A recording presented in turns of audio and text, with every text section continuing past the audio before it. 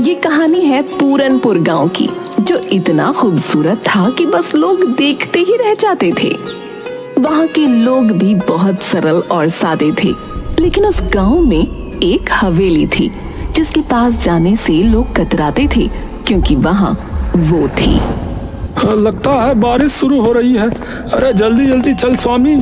हाँ हाँ चल रहा हूँ, लेकिन तू ये हवेली की तरफ क्यों ले जा रहा है भाई? अरे ये छोटा रास्ता है ना। हाँ ये बात तो है। चल जल्दी चल। लेकिन जैसे ही वो लोग हवेली के पास पहुँचे तो बारिश बहुत तेज हो गई और ओले भी गिरने लगे। भगवान, ओले गिरने लगे।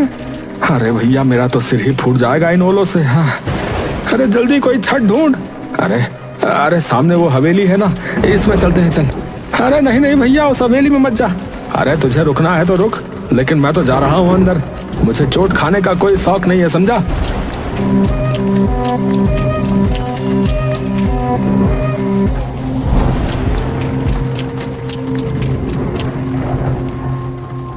और फिर उन्होंने नजर घुमाकर हवेली को देखा।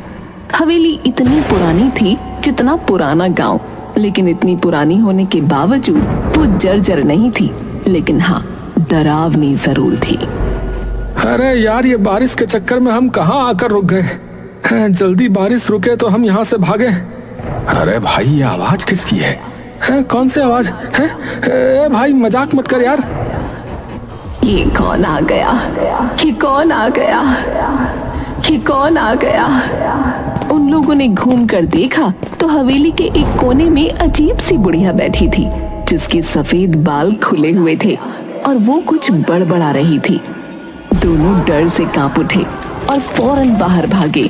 बाहर अभी भी ओले गिर रहे थे, लेकिन इस बार वो ओलों की चोट खाते हुए अपने घर की तरफ भाग गए। भैया राम, भैया लोग सही कहते हैं सोनी। अरे वहाँ कुछ है भैया। भैया मैं तो कसम खाता हूँ अब उस तरफ नहीं जाऊंगा भैया। पूरनपुर गांव में कुछ दिन बाद एक बड़ी अजीब घटना हुई। गांव में 4 नए लोग पहुंचे, एक नौजवान जोड़े के साथ 2 नौजवान लड़के और। अरे भाई आप लोग कौन हैं और इस गांव में कैसे आना हुआ? नमस्ते, मेरा नाम राजीव है। ये मेरी पत्नी रिया है और ये मेरे भाई हैं रमन और प्रेम। हम यहाँ अपनी हवेली को बेचने आए हैं, जो गांव में पूरब में है।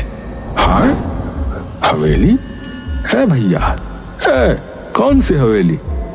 वो जो बरगद के पेड़ के पास वाली, वही ना? हाँ वही, हमारे दादाजी की थी, अब हम उसे बेचना चाहते हैं। ये सुनकर मुखिया हैरान हो गया और गांव वालों की भीड़ जमा हो गई। सब फुसफुसाने लगे। तभी मुखिया सीरियस होकर बोला, बेटा वो हवेली आज भी गांव के डर का कारण है। वहाँ एक बुढ़िया दिखती है, अजीब सी। कोई नहीं जानता कि वो असली है या आत्मा है, कोई भूत है पता नहीं, या फिर हमारा वहम है। गांव में ऐसी अफवाहें आम होती हैं। हमने भी शहर में ऐसे किस्से खूब सुने। अगर वहाँ कोई बढ़िया होती तो अब तक किसी ने वीडियो बना लिया होता ना। मैं तो वहाँ की तस्वीरें इंस्टाग्राम पर डालूंगी, कौन डरता है भूत से। हम सब आज ही हवेली में जाकर देखेंगे और कल ही उसके कागज फाइनल कर लेंगे। रामू और स्वामी भी वहाँ खड़े थे। दोनों की आंखों में डर था, लेकिन आखिर वो बोल ही पड़े। भाई साहब मत जाइए, हमने अपनी आंखों से देखा है उसे। वो औरत इंसान नहीं लगती। हाँ उसके पास जाने से जान पे बनाती है। हाँ बता रहा। अगर वो हवेली मेरी है तो मुझे ही देखना चाहिए ना कि उसमें क्या है। ये कहकर वो चारों हवेली की ओर बढ़े। जैसे ही वो हवेली के पास पहुँचे, सबने उसे निहारा। हवेली पुरानी जरूर थी, लेकिन उसकी दीवारों पर एक अजीब किस्म की चमक थी। वाओ, ये हवेली तो किसी राजमहल जैसी लगती है। इतनी मजबूत दीवारें, कितनी भव्य है। यार ये बेचेंगे तो करोड़ों मिलेंगे भाई। चलो अंदर चलते हैं, मैं तो इसका वीडियो बना रहा हूँ। जैसे ही वो अंदर घुसे, एक ठंडी हवा का झोंका आया, जैसे किसी ने उन्हें छुआ हो, लेकिन चारों ने नजरअंदाज किया। अंदर का हॉल अब भी चमक रहा था, जैसे समय ने उसे छुआ ही ना हो। राजीव वहां खड़ा होकर बोला, सोचो यार, इतने बड़े हॉल में लोग रहते होंगे। वाह यार। Serious? What? A royal life? लेकिन यार ये कैसी आवाज है? ये कौन आ गया? ये कौन आ गया? ये कौन आ गया? कोई बोल रहा है शायद। चलो उस तरफ चलते हैं, देखती हूँ कौन इतनी एक्टिंग कर रहा है। चारों उस कोने की ओर बढ़े, लेकिन वहाँ कुछ नहीं था। तभी चमगादड़ों का एक झुंड छत से निकला। रिया चीख पड़ी।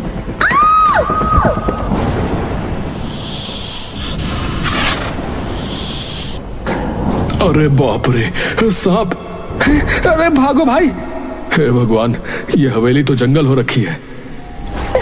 अफवाहों का भूत और असली जानवरों का आतंक। राजीव, रिया, रमन और प्रेम हवेली की सुंदरता और रहस्यमयी माहौल से प्रभावित होकर वहां से निकलने ही वाले थे कि अचानक हवेली के अंदर एक अंधेरे कोने में कुछ हिलता डुलता दिखा। सभी की निगाहें उस कोने की ओर मुड़ी। वहां एक औरत बैठी थी, उसी हवेली की वही रहस्यमयी बुढ़िया जिसकी बातें गांव वाले करते थे। खुले सफेद बाल, सूखी सिलवटों वाली त्वचा और पथराई आंखें। वो देखो, वहाँ कोई है। चलते हैं। ये वही बुढ़िया लगती है। नहीं यार, अब जब सामने दिख रही है तो बात करनी चाहिए। रिया साहस करके धीरे धीरे उस बुढ़िया के पास गई।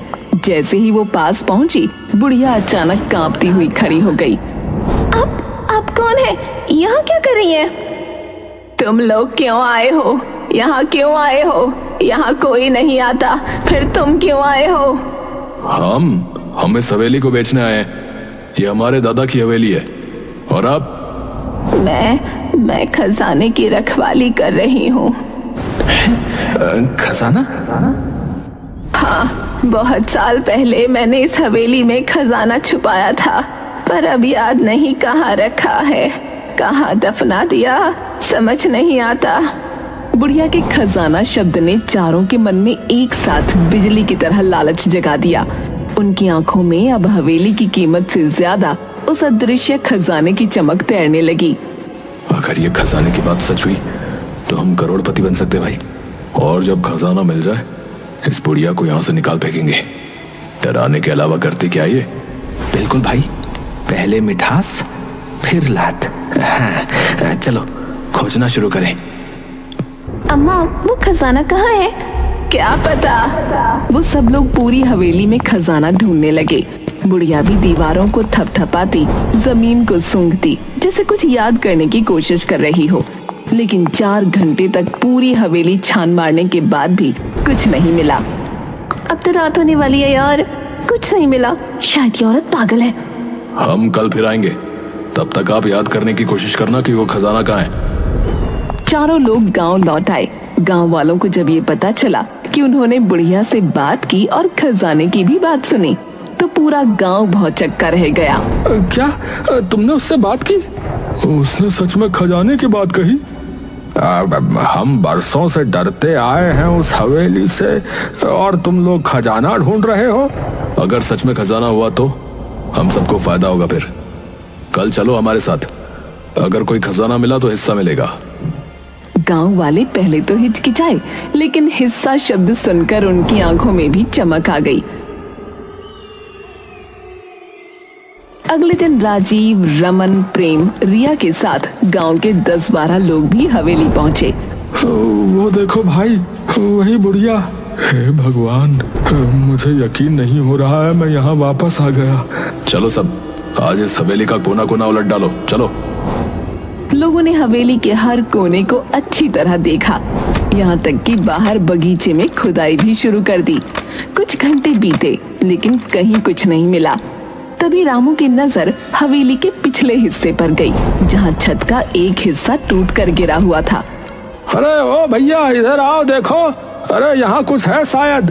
कहाँ? अरे ये मलबा हटाओ, इसके नीचे कुछ है। सबने मिलकर मलबा हटाया और नीचे एक पुराना पत्थर निकला, जो जमीन से अलग दिख रहा था। जैसे ही उसे हटाया गया, नीचे सीढ़ियां दिखाई दी, एक तहखाने की ओर जाने वाली। तहखाना? ये तो बिल्कुल फिल्मी सीन बन गया। चलो अंदर। वो लोग बारी बारी तहखाने में उतरे। तहखाने में